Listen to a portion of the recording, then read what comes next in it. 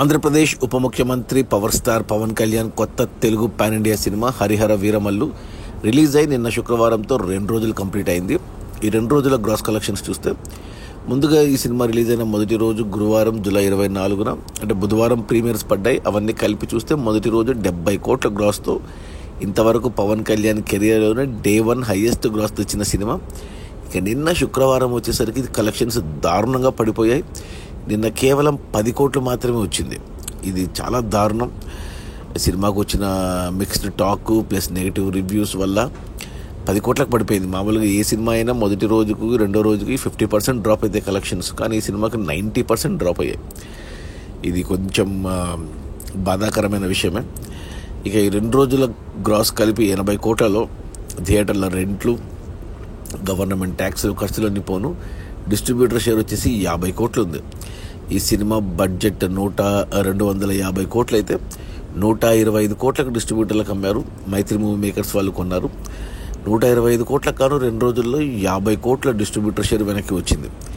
ఇంకా 75 కోట్ల షేర్ వస్తేనే సినిమా హిట్ అవుతుంది బాక్సాఫీస్ దగ్గర కమర్షియల్గా.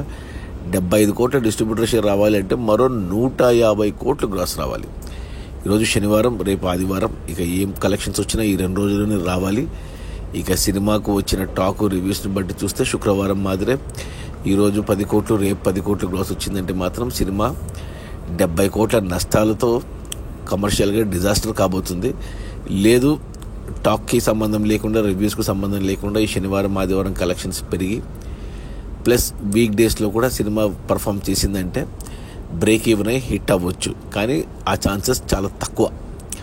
అది మన AP deputy CM power star Pawan Kalyan కొత్త Telugu pan India cinema Harihara Veeramallu openings బాగా తీసుకుంది. బట్ రెండో రోజు కలెక్షన్స్ పడిపోయాయి. 2 రోజుల్లో కేవలం 80 కోట్ల గ్రాసు, అందులో డిస్ట్రిబ్యూటర్ షేర్ వచ్చేసి 50 కోట్లు.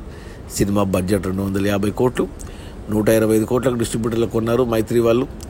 50 కోట్లు వెనక్కి వచ్చే 2 రోజుల్లో ఇంకా 75 కోట్లు రావాలి సినిమా హిట్ అవ్వడానికి. అంటే మరో 150 కోట్లు గ్రాస్ రావాలి.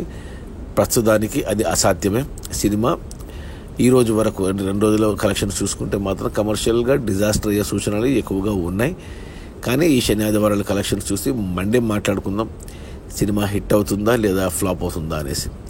Mostly disaster, ఫ్లాపే. ఓకే, నేను కూడా చూసాను సినిమా. నాకు ఫస్ట్ హాఫ్ బాగా నచ్చింది. సెకండ్ హాఫ్ నాసిరకం గ్రాఫిక్స్ వల్ల సినిమాకు దెబ్బేసింది. ఓకే, ఎవరైనా చూడకపోతే ఈ వీకెండ్లో ఖచ్చితంగా ఈ సినిమాను చూడండి. పవన్ కళ్యాణ్ కోసం ఒకసారి చూడొచ్చు. Okay, bye.